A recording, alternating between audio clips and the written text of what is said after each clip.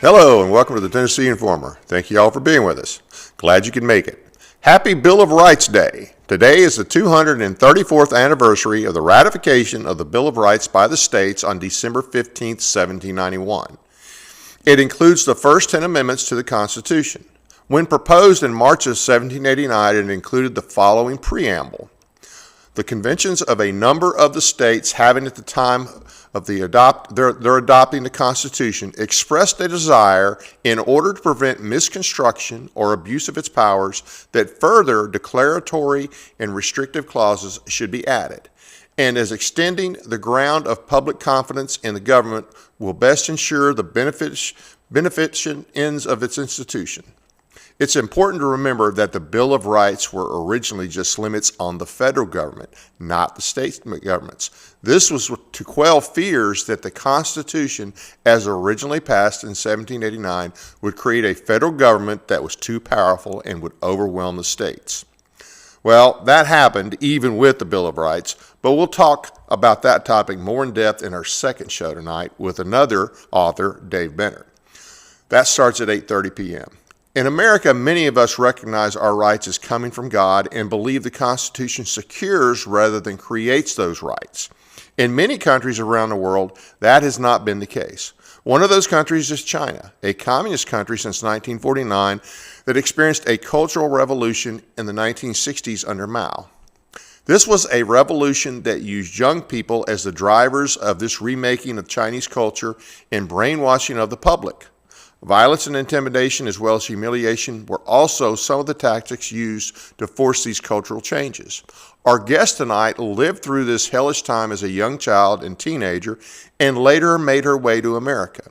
Tonight you'll hear not only her story of survival, but similar ideas she sees being pushed in our country. Ideas such as DEI, CRT, and other left-wing ideologies that are reminiscent of Mao's revolution and the danger they present to our country. I think everybody recognizes we are and have been in a cultural war here for a long time now. She Van Vliet joins us tonight to tell her story. But first, it's time for the Informer Report.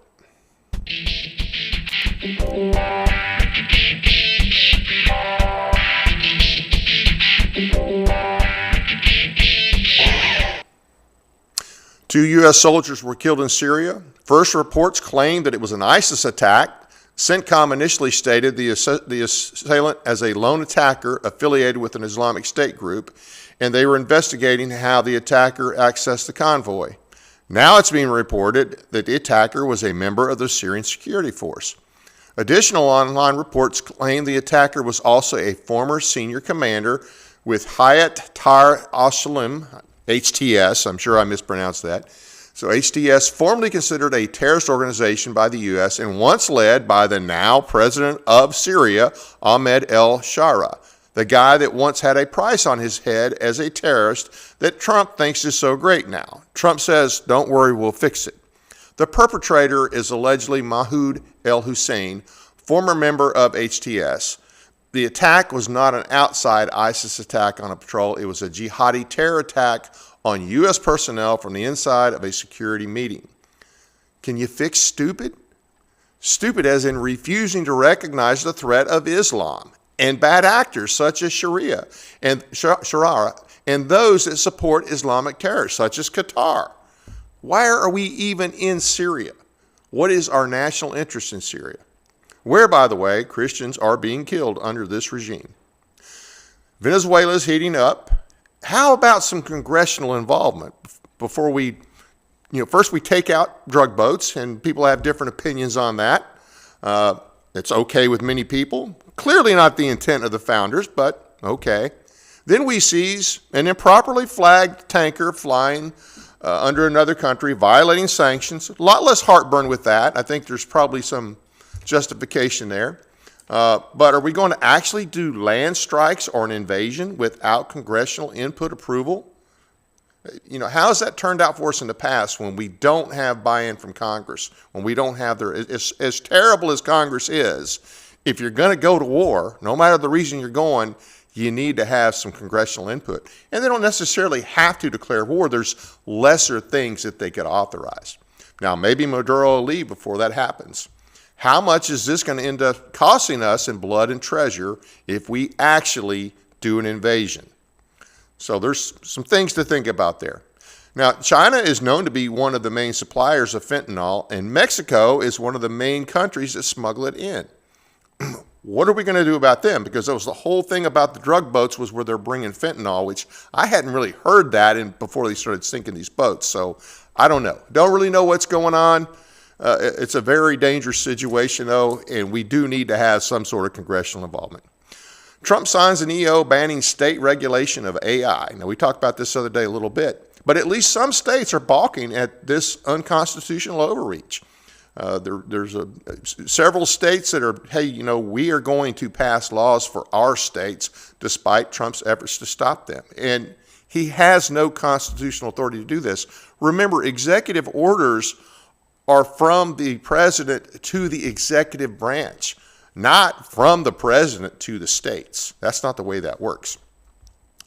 Now, some of the good news about the recent NDAA, there's a lot of mixed baggage with at least the recent National Defense Authorization Act, but the Strickland Amendment was stripped out of it, and that's a win for the Reconciliation Monument in Arlington. It's one of the few bright spots, because that Strickland Amendment was basically going to cut the funding to rebuild that monument, and it was also going to allow the federal government to have a lot of say on how they interpret it. They were basically going to put things there that would kind of diminish the restoration, is the best way to put it. Now, the other thing to remember, of course, is the NDAA has $900 billion in spending, much of it for our so-called allies. We're already $38 trillion in debt, and we're going to spend another $900 trillion. I think $900 billion. I think $800 billion of that, somewhere along that line, is going to go to Ukraine. It's absolutely crazy. And that wraps up this installment of the Informer Report. If you have a news story that you want to alert us to, be sure to send an email at tninformer.tv@gmail.com.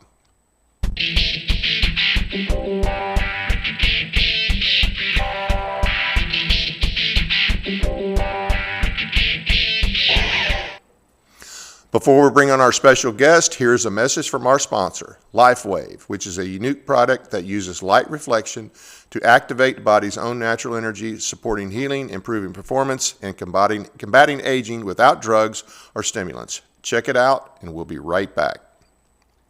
Light, the energy of life itself. Since the beginning of time, light has sustained us, fueled our growth, and shaped the world. Even Einstein recognized that everything we are is made of light. But what if we could harness the light within us, not just to live, but to renew, restore, and rejuvenate? Introducing LifeWave X39, the first product in the world that activates stem cells using our body's own light. Backed by clinical research, multiple patents, and over 10 years of stem cell research, a revolutionary wearable light technology that unlocks the power of activating our own stem cells with a single, safe, affordable, non-transdermal patch that puts you back in control of how you look, feel, and perform. Unlike drugs or chemicals, X39 works naturally, awakening your body's ability to heal and thrive. It's time to unlock your full potential, restore your vitality, and embrace a healthier, more vibrant you. And now to our guest, Chi Van Fleet, author of the book, Mao's America, A Survivor's Warning. How are you doing tonight? Good. Hey, I appreciate you coming on with us. Thank you so much for having me. Well, we're proud to have you. So we're going to get right to this. I know you do a lot of these. You probably have, I think we were talking earlier, you do several of these a week, and you're an hour ahead. So we want to cover as much as possible, but not keep you too late. So you were 7 when Mao's Cultural Revolution started. What was the first event or change that you noticed? Yes. People always question me that, how can you remember? You were just so young. Yeah, you do remember when your world turned upside down, and that's what how I remembered it. It's, to me, I don't remember when exactly started. I just remember as overnight, because overnight there's no school anymore.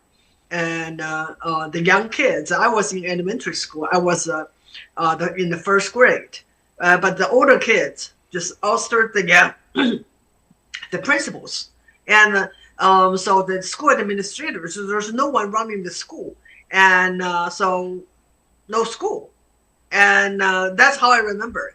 I remember it as being just totally chaotic. And so one day I went to the classroom, and there's a message from the teacher on the blackboard. There's no school for 3 days, and that 3 days turned into 2 years, no school.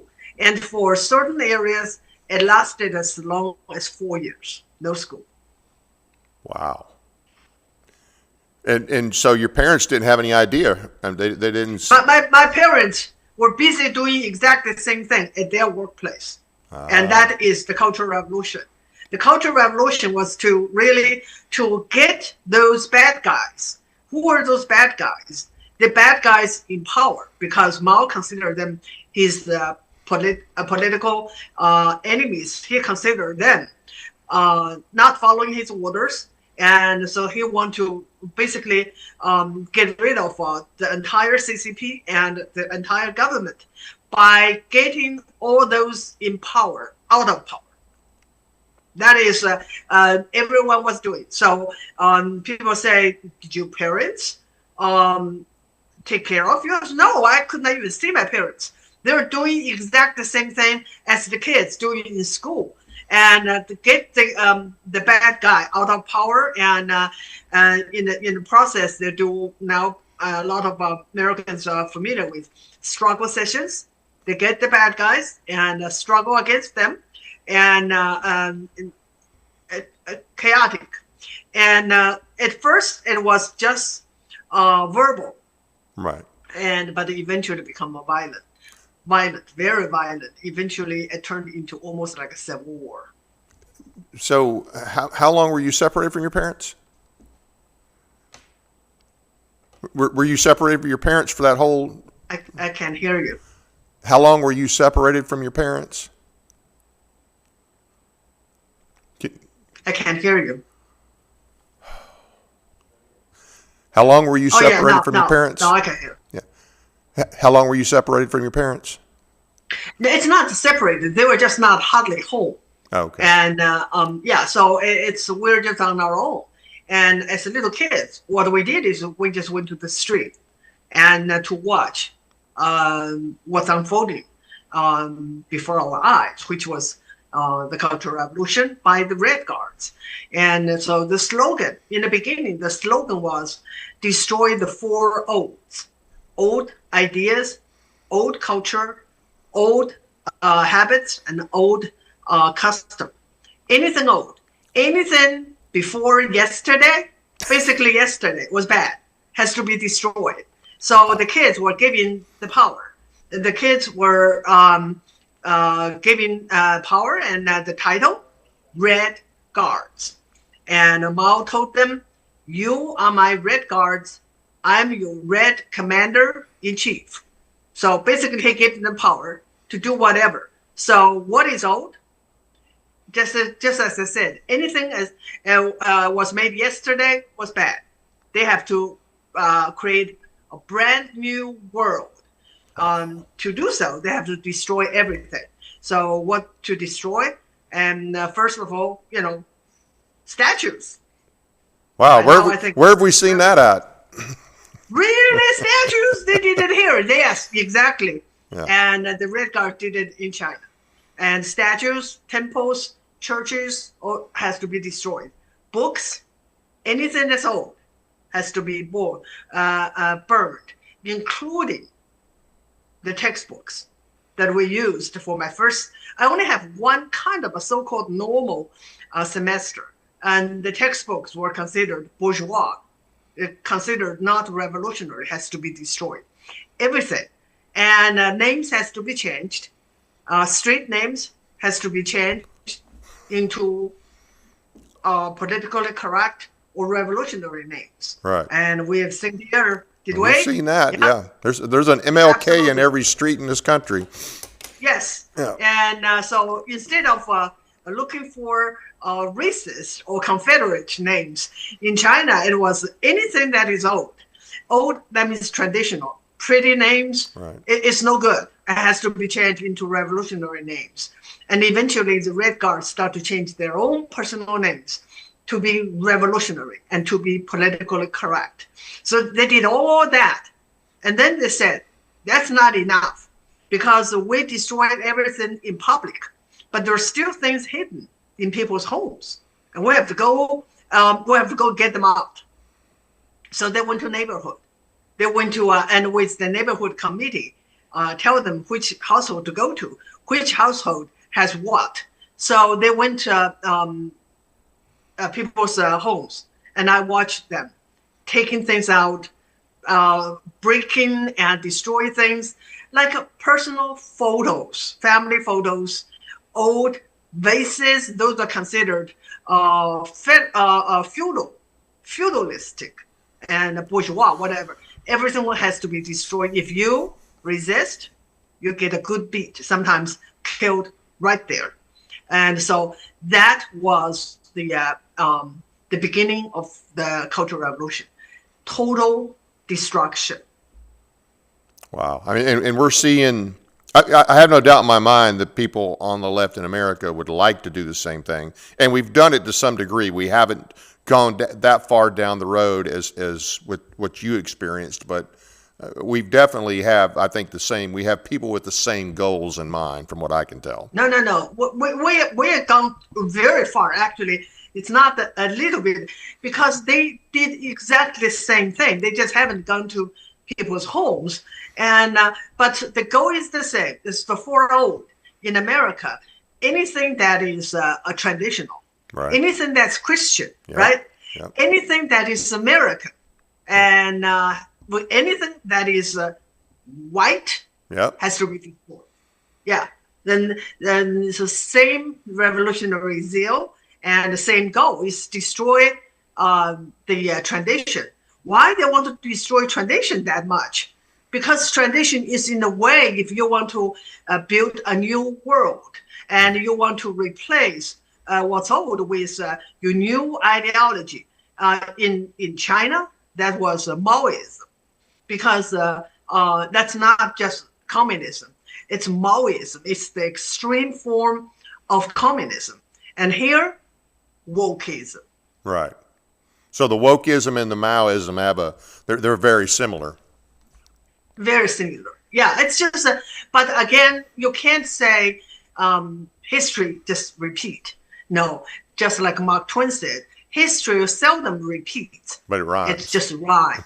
Rhymes. Yes, it's Absolutely. very much so. Absolutely. Yeah, the things like the four olds, it's different, but it's the idea is the same. Yeah, you can cut and paste that to any society. Just determine maybe the four main important olds of that country and attack those. Okay.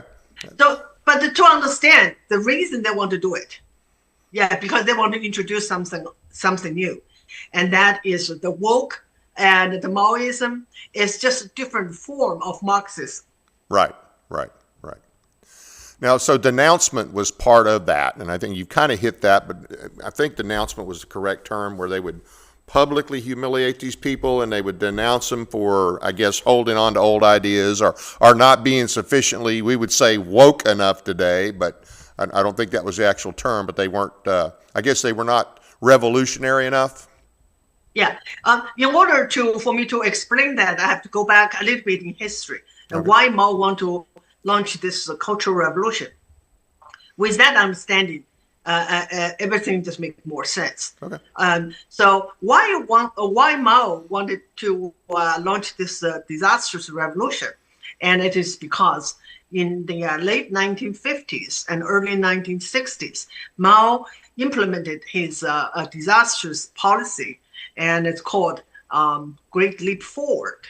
Right. And he wanted to mobilize the entire country to do one thing, to modernize China by making steel. Everyone, I mean peasants, kids, housewives, bureaucrats, everyone has to do one thing, to make steel. because he believed that in China, we have the will, we have the power of people. We can do that, and we can surpass United States and UK in steel production. Steel production, it's not for reason the living standards of Chinese people. It's all about the state power, right? So everyone has to do that, including peasants. They have to make the backyard furnace to make steel, and we don't have steel to don't have the what do you call that? Not just infrastructure, the material. Right. So everyone was urged to go home and get anything metal from your home, doorknobs, keys, the kitchen utensils, everything, and throw it into the furnace, and they all come out junk. And meanwhile, yeah, that is the madness of centralized power. When a group of people or one person had that much power, yeah, they can make all sorts of decisions, including absolutely crazy decisions. So meanwhile, the crop failed because every man in the village was making steel. So eventually we had a famine. That famine started in 1959, lasted for 3 years, and in the end, up to 50 million peasants starved to death. So wow. Even in a communist country like China, that was still a big deal. And so Mao was forced to admit that his policy failed. And he was forced to give up some of his power, let other to do the recovery. Basically just recover and economically, so that at least people won't starve to death anymore. So that was 1962. And so Mao lost power. But for the average Chinese, they still consider him their great leader. So, but for him, that was not acceptable, that he lost power. So in 1966, he launched this Cultural Revolution. There's one goal: to get power back. And so he considered all those people in power were the people that betrayed him, because they are the ones together, the party and the government, sidelined him. So he wanted to get power back. And that's why he mobilized the kids to do that job. So back to your question. Now, well, now I've got another question. okay. So I'm surprised that it being a communist country, that the powers that be allowed him to do that. I'm surprised they didn't just lock him up when he came back out and started pushing this. I know, you would think so, but no, he still have a lot of power. He had too much power. That is the problem. Unlimited power.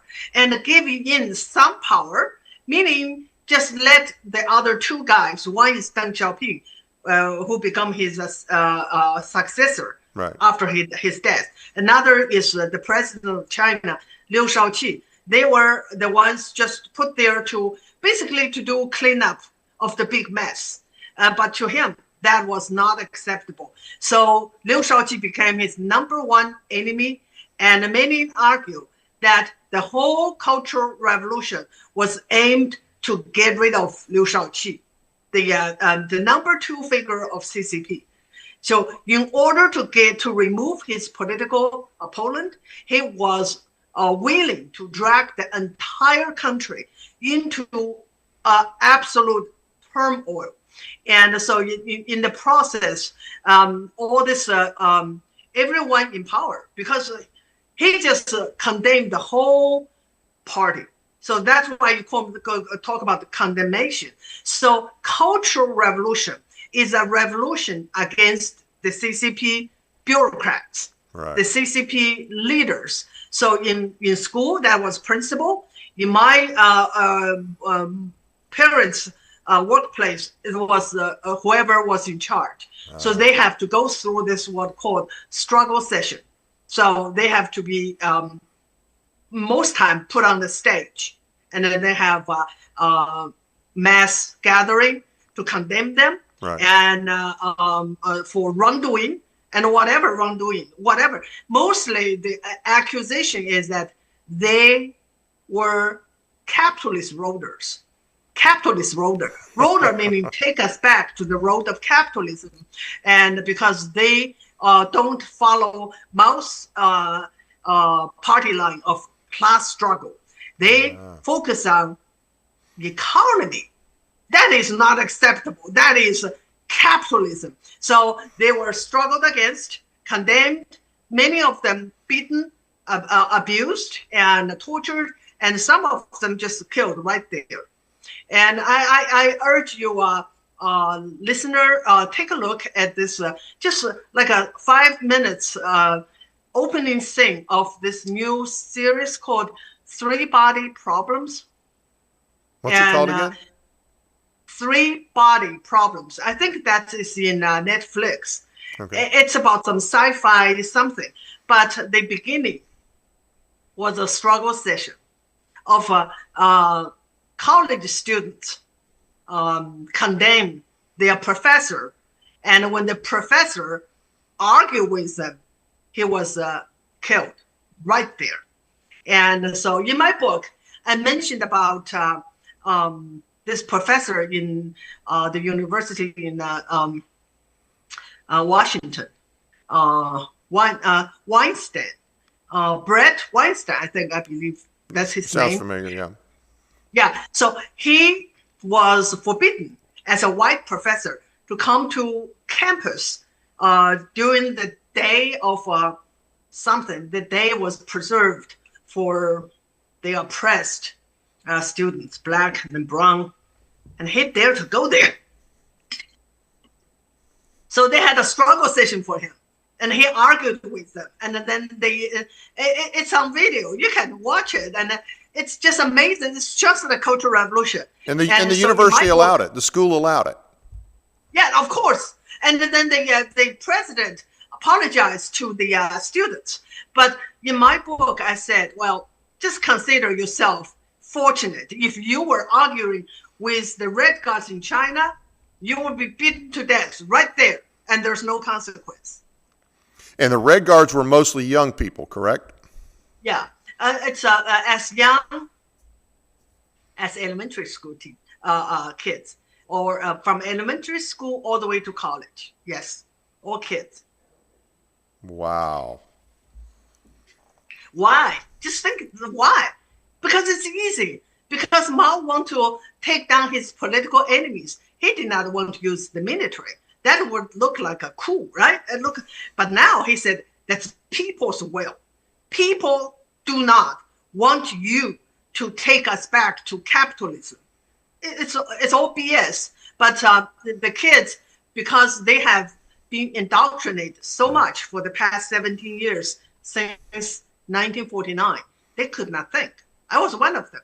You could not think. You only know one thing: to obey, right. To obey the party, to obey Chairman Mao. And so, if Mao said do this, you do it. You never question because you are so indoctrinated. You are just basically incapable of have independent thinking or critical thinking. You're like a robot. It's just going to program you to tell you to go do X, Y, or Z. And also, more than that, also when you have power, like a little kid, now you have the power to do all sorts of things, including kill your principal. You just absolutely feel so empowered. You absolutely will do whatever because this is something that you never dreamed about, that one day you have that kind of power. That is absolutely what's happening here. A lot of the BMAmers, Antifa, they were so emboldened because they knew there's no consequences. Right. That's what we saw in 2020, right? Yep. Most of them, they can do whatever. They destroy everything, burn business down, no consequences. Those were arrested, quickly released. Released. Yeah, no consequence. So that is what happened in China. For one thing, they were indoctrinated. For other, they were given the power. Yeah. So it wasn't really sequential in terms of who they target. I mean, they kind of just targeted whoever was in charge. They targeted them all at once. It was all simultaneous. Very simple. Okay. Yeah, it's called those capitalist rulers in position of power. So you don't have to figure out who is a good person, who is bad. All bad. All of them are bad.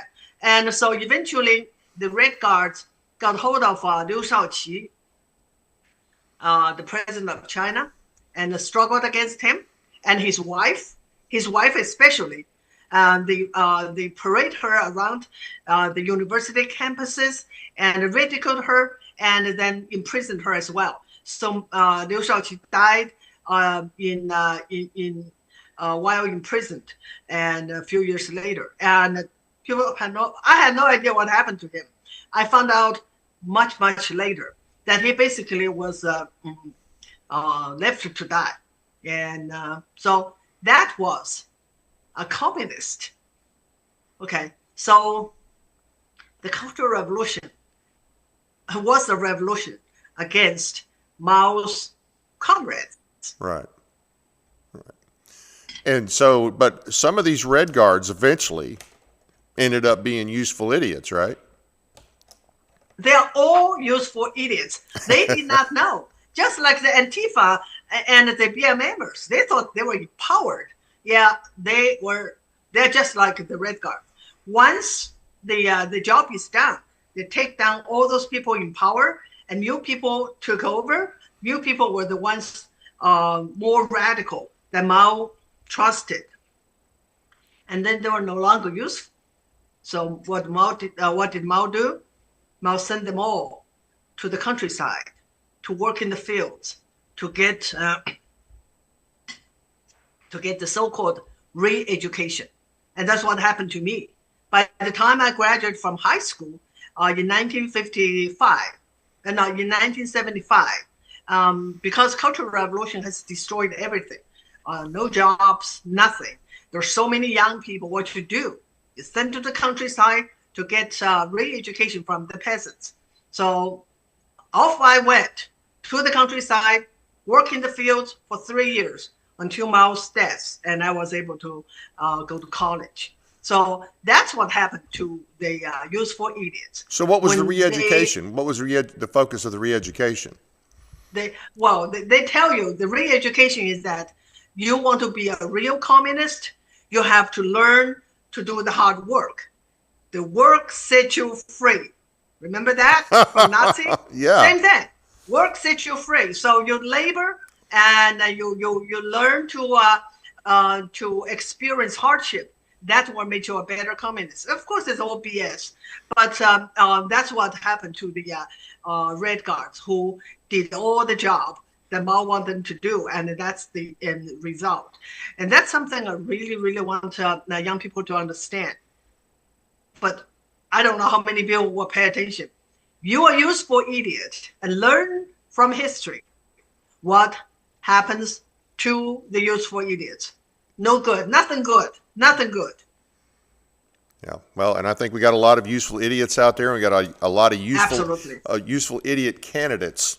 So what was the main source of the indoctrination? Well, one thing is control of information. You just totally control. And so that was what Mao did in China. The books were very much controlled. What you can read, and then the media is totally controlled. And school, the textbook, and then the message was controlled. So everything was carefully controlled. So for older people, they will have some memory, right? They have memory of before communists took over in 1949. But for young people like me, I don't know. I did not know anything in the past. I just believed whatever I was told because they had nothing to compare. And people say, how about your parents? Did they tell you, the old China, whatever? No, they didn't, because they were communists. They tried to do exactly the same thing at school. They will make sure that I'm a good little communist. And so the indoctrination is not just from schools and media, it's everywhere. It's the total control, community and a family. And so there are families that parents told their kids some truth. I never heard anything because my parents are totally committed communists. Yeah, they believe in the party, and they make sure that I believe in the party, and so that is indoctrination. So when everything was controlled, you cannot think critically. How can you think critically when you don't have information? So to me, that is what happened in China. It's easy to do because they have one party dictatorship. And here, what they do is they control the narrative. Yep. And even though they cannot control all the information, the book's still there. There's still, like a podcast here, right? Right. And you can still go. But they indoctrinate the kids so well today, they don't want to go. I have nowhere to go, but they don't want to go. They don't want to have just that little click. You see, I want to find out what the other side were saying. They don't want to do that. And so in many ways, I think that the Marxists in America, they are a whole lot more sophisticated than Mao because they had to, because they're dealing with free people. Right. In China, they had the power to control everything. If you question, well, you're going to be taken care of.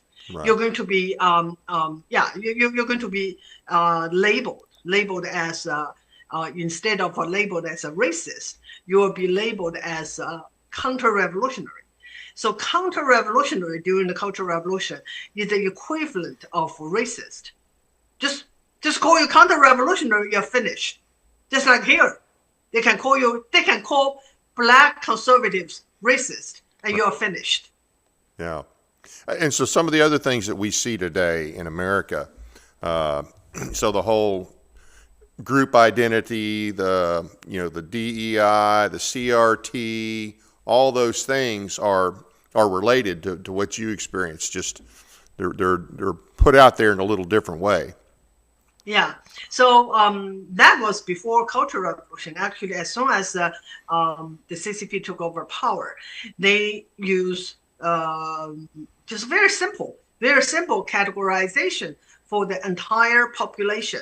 So they have two classes. One is black. Black class means you own property or you own land, and or you don't work with your hand. That means you are. They call anybody that don't work with their hand exploiter, because that's not honest work. So they belong to the black class, and that means you are the enemy of the revolution, and they become a label.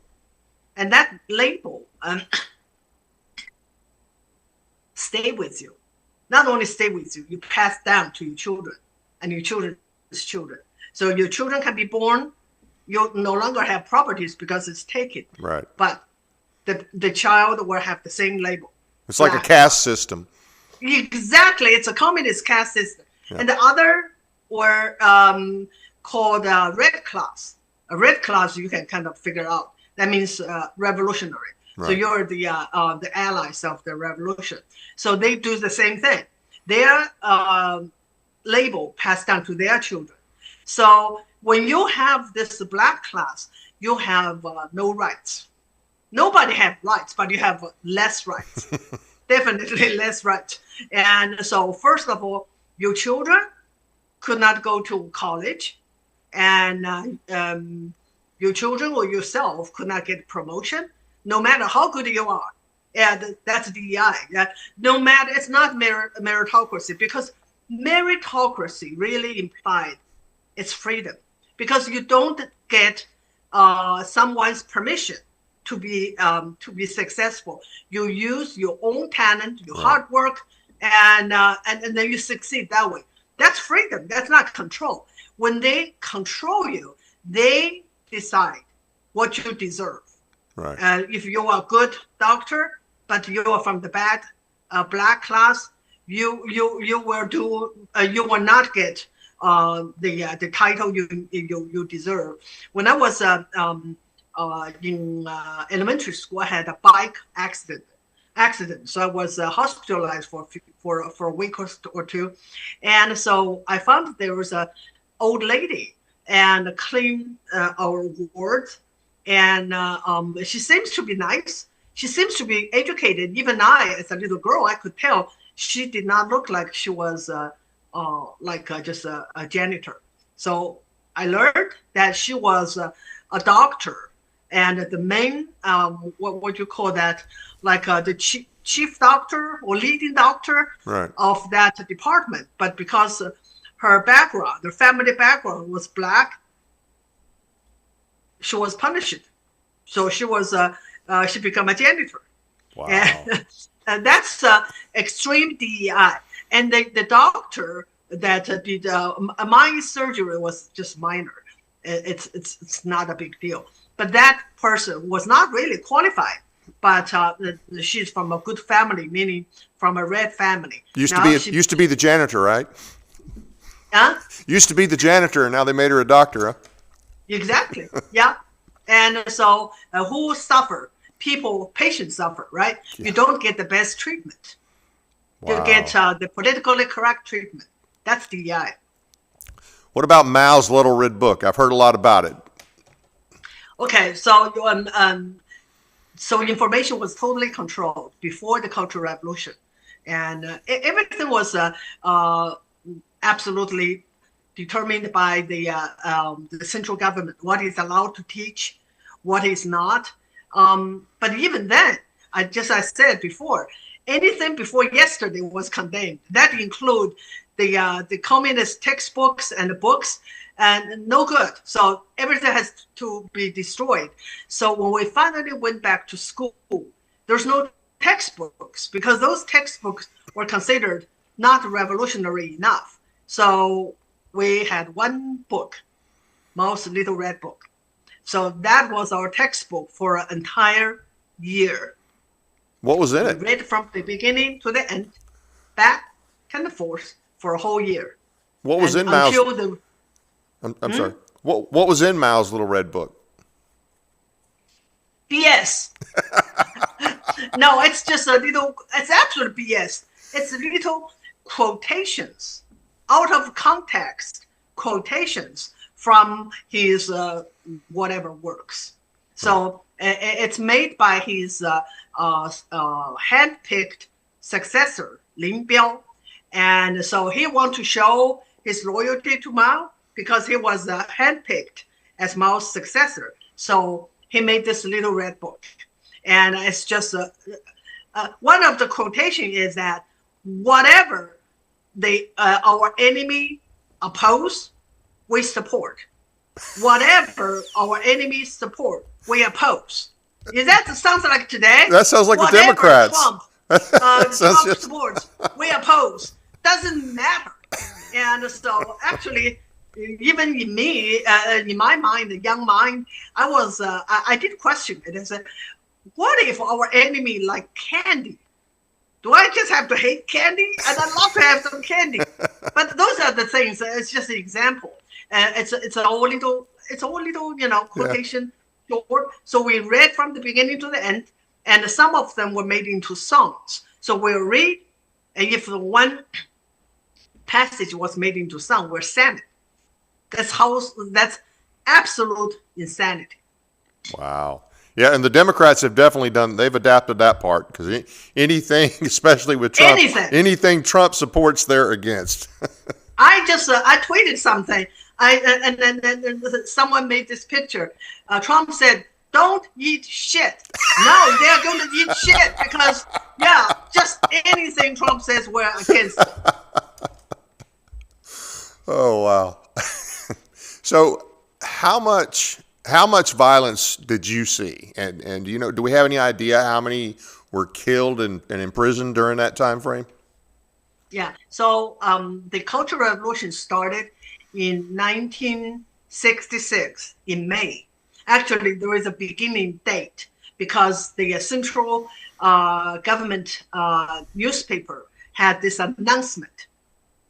Today, we announce that we're going to launch this Cultural Revolution to clean out the the capitalist rulers from our party, from our government, or whatever. So in May, okay, and so in August, barely 3 months into the Cultural Revolution, the first killing took place, and in Beijing, and so in all girls middle school, bunch of girls as young as 12, I guess 12 to 16, they got their principal, and in a struggle session, beat her up, tortured her, and killed her. And then, as you know, those young girls, they were a little bit scared. Actually, they're very much scared. They reported this to the Central Revolutionary Cultural Revolution Committee, and they did not know what to do. And there's nothing. They did not hear back that they did something wrong. After that, beating and killing become commonplace in China. And during that time, because it's started with the young people, the Red Guards, every principal in China suffered. Many of them beaten, some of them killed. So that is only the beginning. And I did not see it because and it's an elementary school. But in middle school and high school and college, killing become absolute commonplace. No consequences. Absolutely. And here's the sad thing. Among the middle school girls that killed their principal, the first incident in China, the leader, she came to America, and in the late 1970s, and so eventually she went to MIT, got her PhD in environmental engineering, and worked for the Massachusetts State Department, state government. Talk about the vetting. No vetting, because Americans have no idea. Wow. No idea who they let in. So they let in killers.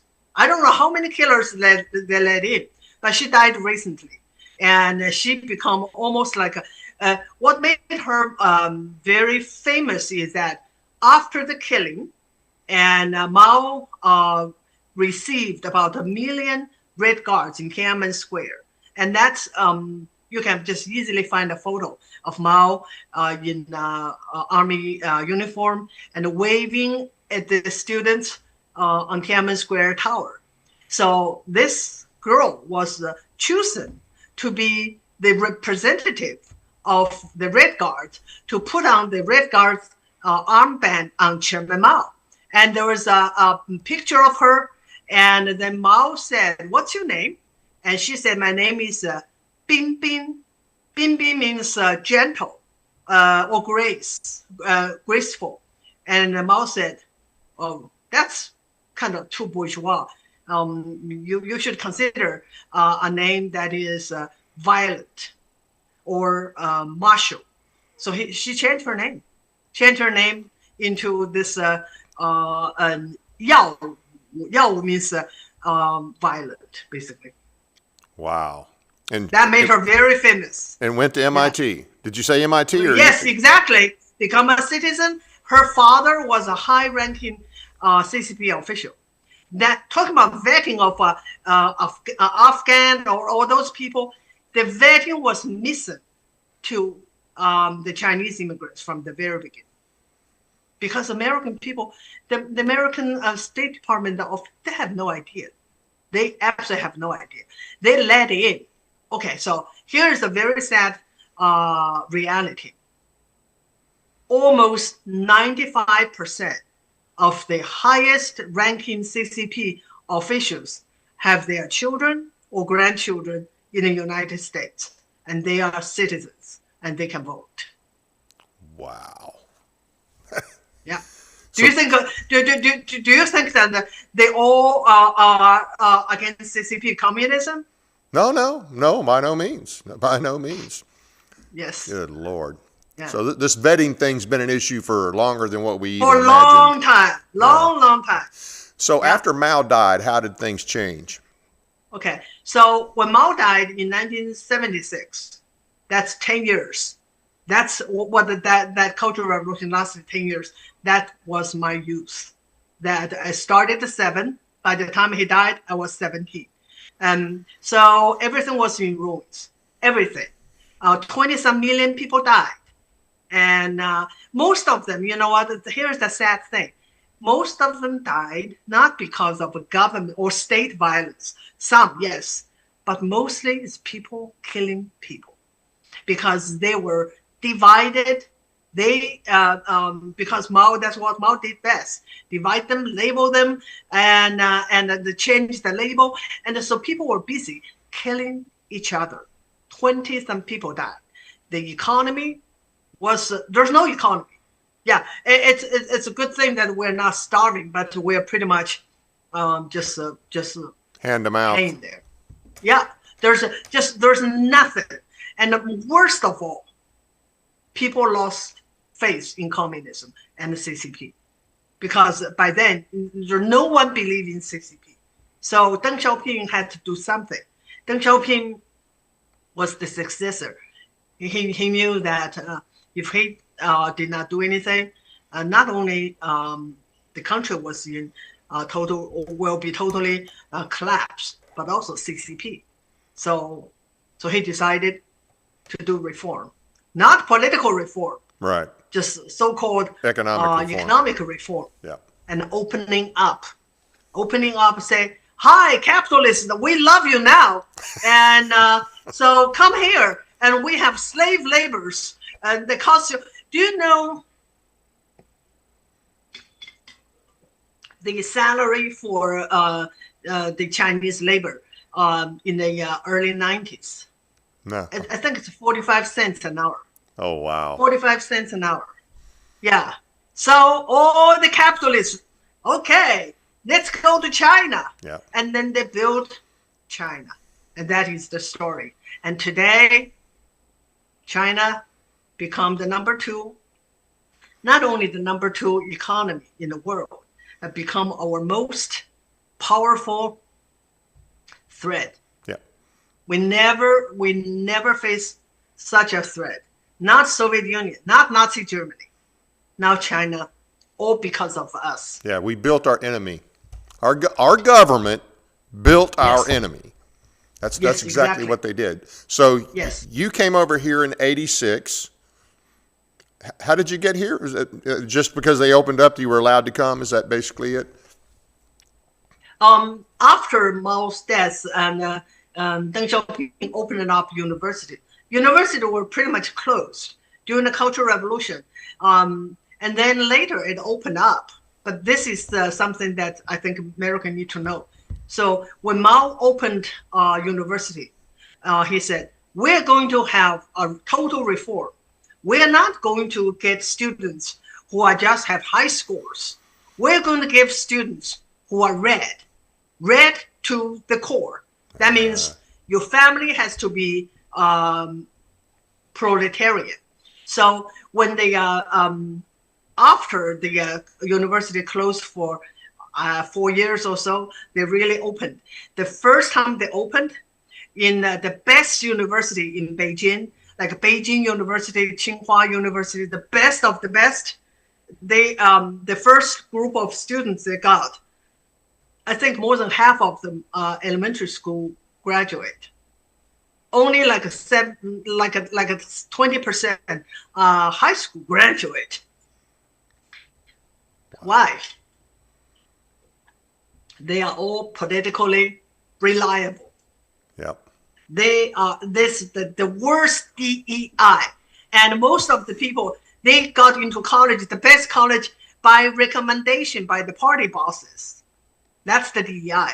And eventually the professors now back to work. They were all persecuted, now back to work. They said they were teaching middle school courses in the best universities in China. Wow. and we've the always story been is that, after Mao died, Deng Xiaoping said, no more of that. And so we're going to get students by examination, basically by merit. So I took the examination, I passed it, and I went to college. And after college, I was given a job.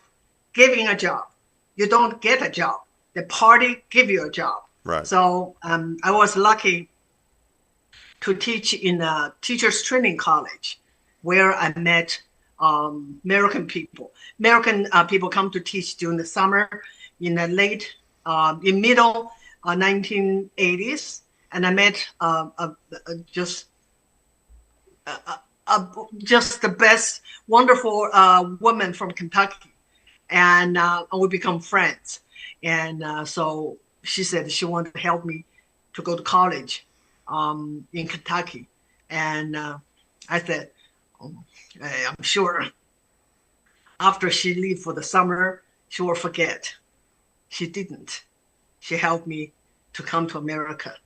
Yeah. Glad that she followed up. So let me ask you this. What is it you see, and I know we've talked about some of it, I guess two big things.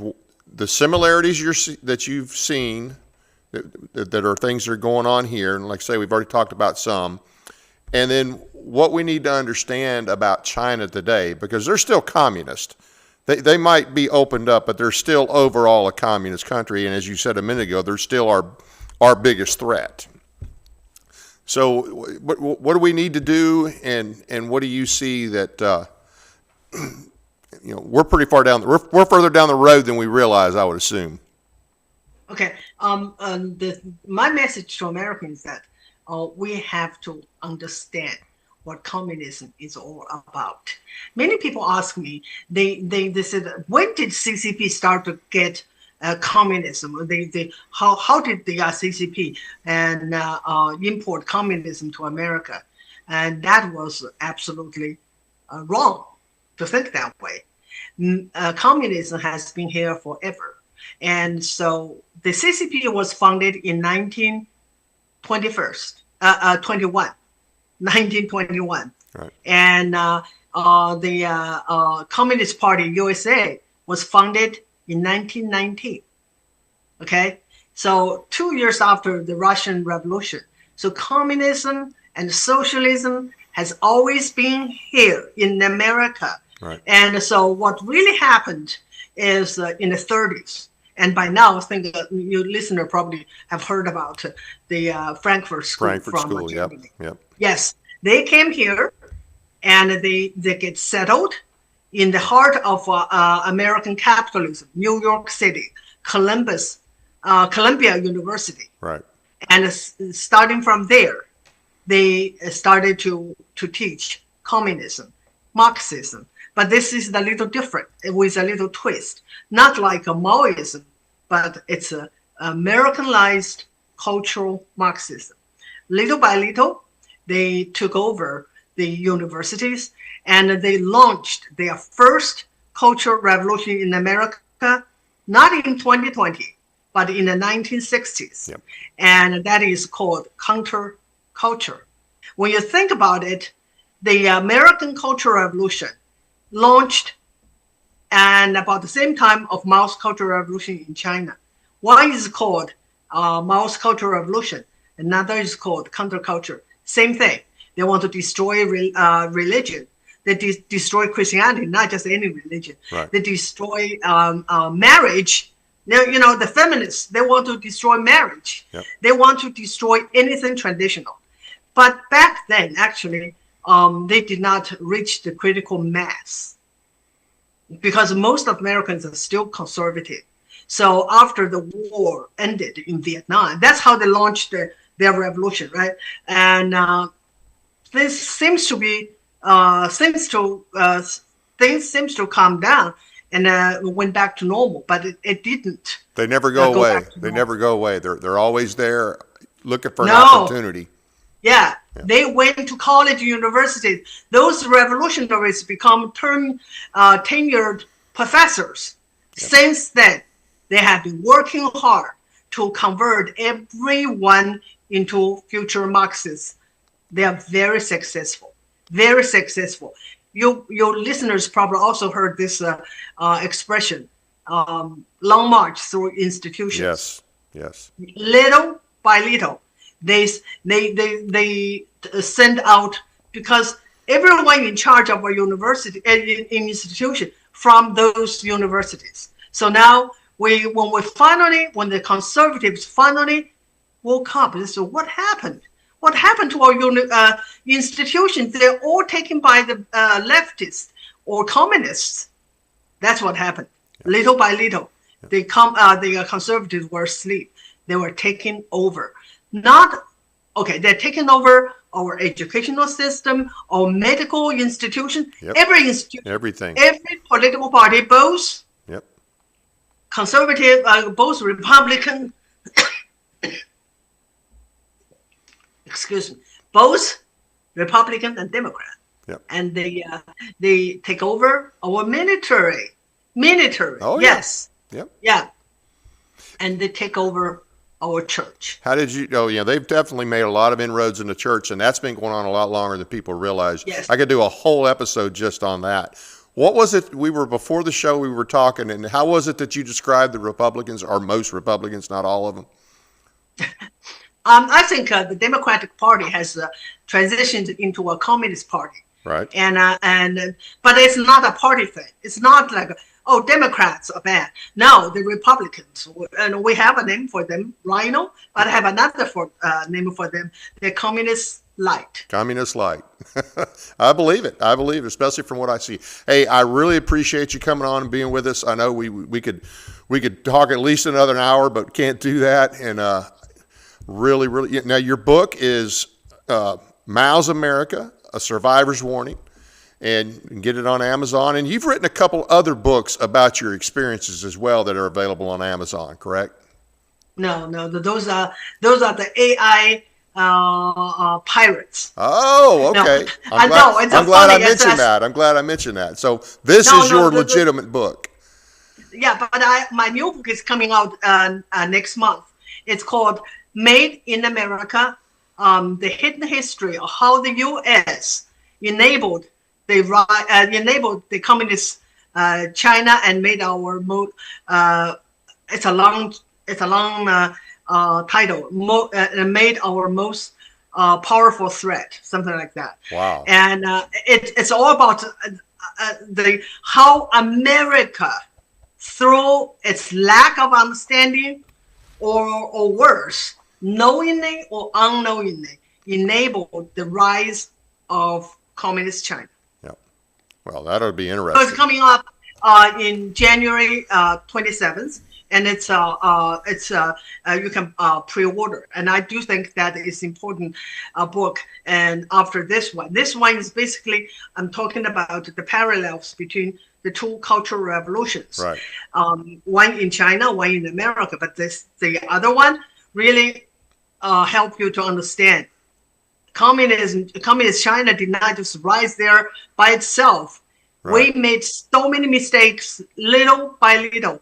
We helped the rise of this evil empire. Well, I will get back in touch with you, and after that book comes out, I want to get you back on, and I want to talk about that one. So, yes. Hey, thanks again. I really appreciate you coming on. Great information. Loved having you, and just thank you very much. Thank you. See you next time. All right, take care. Our second show tonight, 8:30 p.m. Central. I hope you will join us. That will be with Dave Benner, author of the book Compact of the Republic. We'll be talking about the original intent of the Constitution and understanding at the time of ratification, and how key figures early on undermined the scope and perception of the Constitution. Hope you'll join us. I want to thank the audience for taking the time to watch our show tonight. It doesn't cost anything to subscribe, so please be sure to hit the like and subscribe buttons as well as the notification bell so you never miss an episode. We appreciate your support. Thanks again to our sponsor, and thanks to David Baldiman for his recent generous donation. We really appreciate that. Check out our audio podcast on iHeartRadio, Spotify, and other platforms as well. Sign up for our weekly newsletter at our website, tninformer.com. Find and follow us on Facebook and Twitter. A few announcements here. Knoxville Liberty is hosting a Bill of Rights fundraiser for Monty Fritz, December 18th. Doors open at 5:30 p.m., dinner at 7. No tickets at the door, so you have to buy. Actually, I think yesterday was the deadline to buy tickets, so I apologize for that. But anyway, this is Knoxville Liberty in Knoxville, Tennessee. The event, Yeah, okay, the time has passed for that. I apologize. Anyway, there is a update, and I don't have time to go over it, but Judicial Watch released, and this has to do with Tennessee fair elections, seeking transparency in voter roll maintenance. So this is out of D.C. If you go to Judicial Watch Incorporated, you can read what they put out about this. This has to do with requests for public records from Tennessee's Coordinator of Elections, Mark Goins, citing apparent violations of the National Voter Registration Act. Federal law requires each state's chief election official to maintain and make publicly available records related to the voter maintenance rolls, including statewide registration lists, addresses, confirmations, so on and so forth. And they have not delivered yet. So our state is not playing ball on this. Go to the Judicial Watch website and get some more information on that. Got a little more information for you down here for some upcoming events. Also, you can go to Tennessee Fair Elections at gmail.com and get information about that as well. Our guest next week will be Greg Hearn from Australia, here to talk to us about how the Islamists are making gains there as the government does nothing to stop it. We'll also talk about the recent attack at Bondi Beach. Hope you can join us next week as well. That's it for now. Good night from Paris, Tennessee, that is.